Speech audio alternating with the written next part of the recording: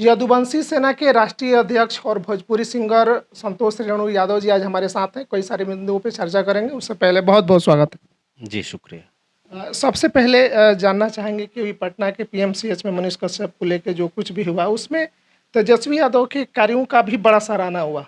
जब स्वास्थ्य मंत्री थे तो इनसे बेहतर उन्होंने स्वास्थ्य मंत्रालय चलाया है, क्या कहिए? देखिए, अच्छे चीज़ों की सराहना देर से ही सही होती ज़रूर है।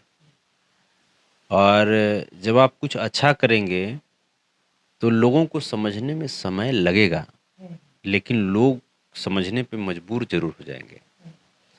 तेजस्वी यादव जी 17 महीने में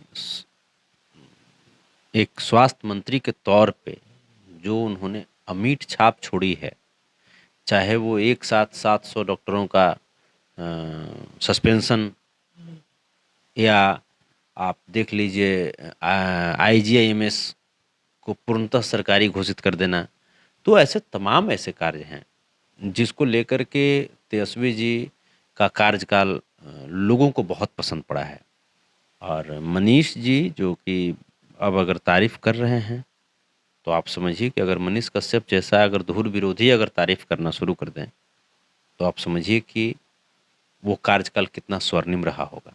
इनके वीडियो के नीचे जो कमेंट लोग कर रहे थे, लोग भी काफ़ी कह रहे थे कि तेजस्वी यादव का जो कार्यकाल था मंगल पांडे से बेहतर था। बहुत बेहतर था। मंगल पांडे जी के कार्यकाल में अगर आप मंगल पांडे जी के कार्यकाल और तेजस्वी यादव जी के कार्यकाल को अगर आप कंपेयर करेंगे, तो मंगल पांडे जी का कार्यकाल इंसेफ्लाइटिस वाला कार्यकाल था, जो कि मुजफ्फरपुर में आप देखे होंगे कि कई 1000 बच्चों की मौत हुई थी मंगल पांडे जी के कार्यकाल में, एसकेएमसीएच में। आप मंगल पांडे जी का जब कार्यकाल देखेंगे तो आपने हाल फिलहाल में देखा कि सरकारी हॉस्पिटल में मरीजों के जो अंग हैं वो चूहे कुतर रहे हैं।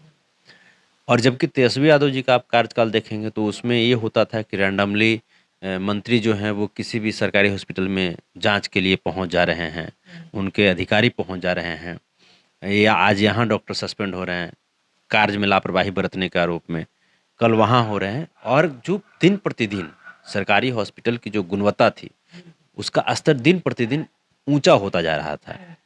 तो दोनों में बहुत बहुत डिफरेंस है। तेजस्वी यादव जी दूरदृष्टि वाले नेता हैं और उनका विज़न बहुत क्लियर है। वो मतलब काम पे फोकस करते हैं, और मंगल पांडे जी जो हैं वो सिर्फ और सिर्फ बयानबाजी पे फोकस करते हैं। मनीष कश्यप के साथ जो कुछ भी वहाँ हुआ उसको लेके क्या आप कहिए? नहीं होनी चाहिए थी जो चीज़ें हुई। हालांकि दोनों पक्षों की स्टेटमेंट हमने नहीं सुना और किसी ने नहीं सुना। जो डॉक्टर्स पैनल हैं उनका भी स्टेटमेंट नहीं आया स्पष्ट रूप से। अभी तक तो एक ही पक्ष का स्टेटमेंट आया। तो हमको चाहिए थी कि हम तो सोच रहे थे कि जो स्वास्थ्य मंत्री हैं मंगल पांडे जी, वो इस मामले पे स्वतः संज्ञान लेते हुए डॉक्टर्स का क्या स्टेटमेंट है उसको भी लोगों के सामने रखते, लोक पटल पे रखते। लेकिन उन्होंने नहीं रखा। वो जरूरी भी नहीं समझे इन चीज़ों को। इतनी संवेदनशील मुद्दे को भी उन्होंने संज्ञान में लेना जरूरी नहीं समझा, जो कि आप समझ सकते हैं कि कितनी संवेदनहीनता है। जो बिहार सरकार के जो मंत्री हैं स्वास्थ्य मंत्री, उनके नज़रों में लोक कार्य की कितनी संवेदनहीनता है। हालांकि जो भी चीज़ें हुई, मैं कभी भी कहीं से भी हिंसा का सपोर्ट मैं नहीं करता। किसी भी लेवल पे हिंसा उचित नहीं है।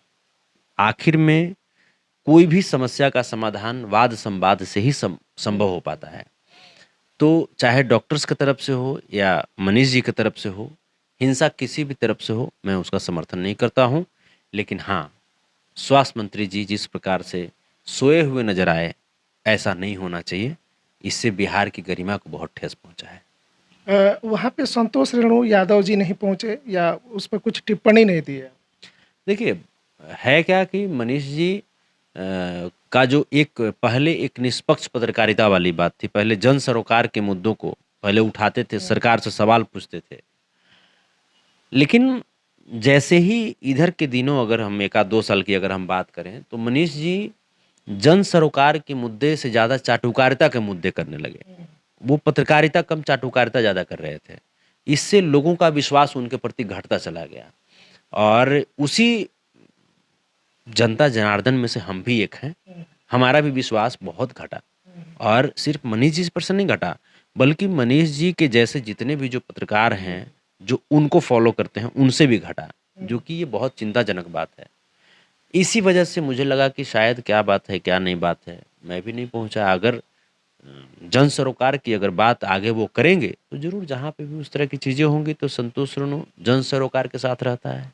जी। बीजेपी में बीजेपी के नेता थे, बीजेपी के कई सारे बड़े जो नेता हैं एक कॉल्स पे उनके ऑफिस चले आते हैं उद्घाटन में, लेकिन जब उनको घंटू बंधक बनाया गया, ना किसी का कोई मैसेज आता है ना कॉल आता है, जिसे भैया भैया हमेशा कहते रहते हैं मनोज तिवारी जी को, उन्होंने भी कुछ इस पे कोई बयान नहीं दिया, क्या कोई? देखिए भारतीय जनता पार्टी में जैसे नेतागिरी और अपनी कोई सिद्धांतिक जो हम कह सकते हैं कि लीडरशिप, वो नहीं रह गई। हाँ, जब जिस समय श्रद्धेय अटल बिहारी वाजपेयी जी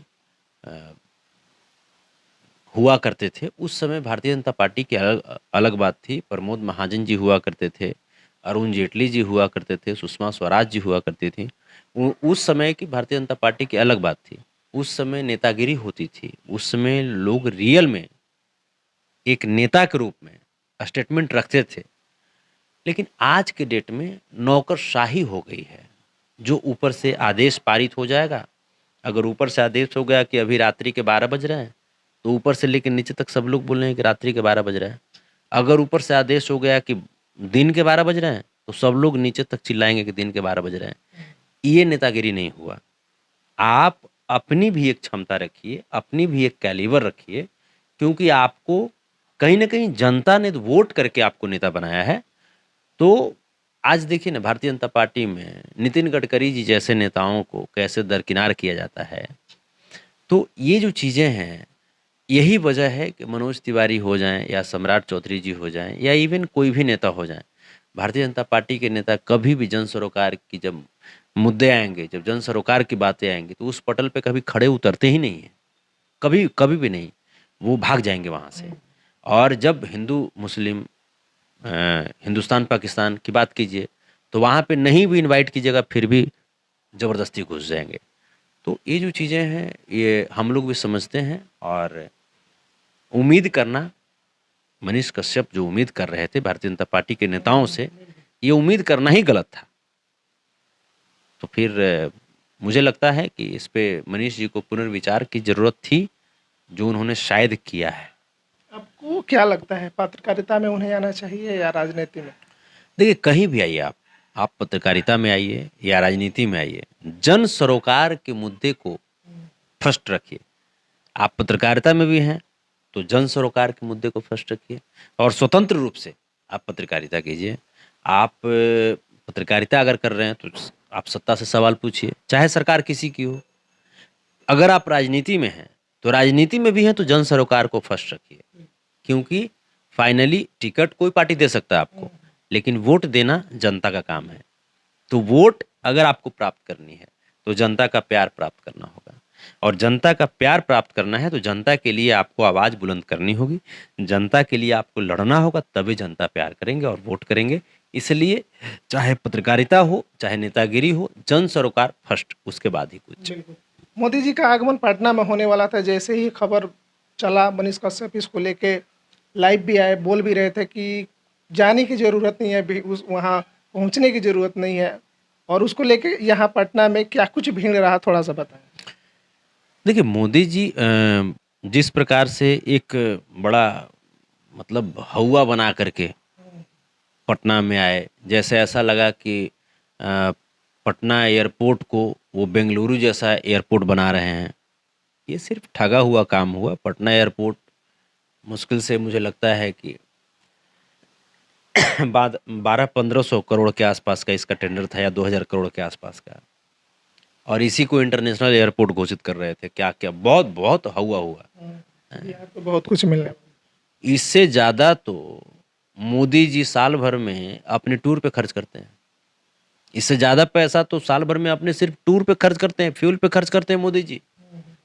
तो ये तो सिर्फ एक हम कह सकते हैं ना कि पेंट कर दिया गया, एक तरह से पेंट करके फलना फलना फलना फलना काम कर दिया गया, हमने ये किया वो किया।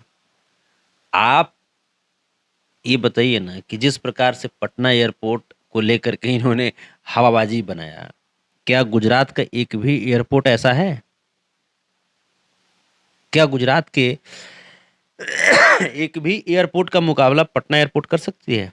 गुजरात को आपने ये दिया और बिहार को आपने क्या दिया? तो ये सिर्फ हवाबाजी है मोदी जी की, और उस हवाबाजी को भली भांति बिहार के लोग, बिहार के 14.25 करोड़ की आबादी जान रहे थे। पटना एयरपोर्ट से निकले तो लोग कितने थे ये तो आपसे ज्यादा कौन जानेगा। आप चौथे स्तंभ हैं। मुझे ऐसा लगा कि वो सिर्फ मोदी जी का जो गाड़ी चल रहा था ना, मोदी जी को देखने के लिए कोई थोड़ा पहुंचा था, वो एसपी जी को देखने के लिए पहुंचा था लोग। जो फोर्सेस लगी। हाँ, जो कि हाँ भाई एसपी जी कैसे होते हैं पुलिस, उनको देखने के लिए। भाई कितनी महंगी गाड़ी में मोदी जी घूमते हैं, गाड़ी को देखने के लिए लोग घूमे थे, लोग जा रहे थे, वरना भीड़ कहाँ थी। हम देखे, हाँ 15-20 कुत्ते थे, 15-20 कुत्ते को भी एक मीडिया वाले बंधु को दिखा रहे थे, 15-20 कुत्ते भी दौड़ रहे थे। तो लोग पशु पक्षी भी अब इग्नोर कर रहे हैं मोदी जी को, पशु पक्षी भी इग्नोर कर रहे हैं। बगल में ही है ना, जू बगल में है, पशु पक्षी भी ध्यान नहीं दिए मोदी जी पे। ये जो चीजें हैं, ये सिर्फ और सिर्फ मोदी जी का हवाबाजी खत्म हो गया। ये सीज फायर वाले आदमी हैं। कभी इस बार कहना था कि मौका बढ़िया था इस बार कुछ करने का, देश के तमाम लोग, सभी पार्टियां एकजुट थी कि इस बार कुछ करना है और पाकिस्तान को सबक सिखाना है, लेकिन देखा गया कि बाद में फिर सब कुछ मामला शांत हो गया। देखिए पत्रकार महोदय, जब जब देश के लिए अगर भाजपा कुछ करने का प्रयास करती है, तब तब ये हमारे हिंदुस्तान की सुंदरता है कि तमाम पार्टियां, विभिन्न विचारधारा वाली भी पार्टियां राष्ट्रवाद के मुद्दे पे, देश के मुद्दे पे एकजुट हो जाती है। ये हमारी सुंदरता है, ये हमारी पहचान है, ये हमारी विशेषता है। लेकिन जब सभी पार्टियां एक हो जाती है तो मोदी जी वहां पे सीज हो जाते हैं, सीज कर जाते हैं। मतलब ये सीज फायर, ये तो सीज फायर वाले नेता हैं। भाजपा के लोग तो सीज फायर वाले नेता हैं, इनसे तो बढ़िया से फायरिंग भी नहीं होता। ये हमारे देश के जवानों के शौर्य को सिर्फ समझिए कि कमजोर करते रहते हैं।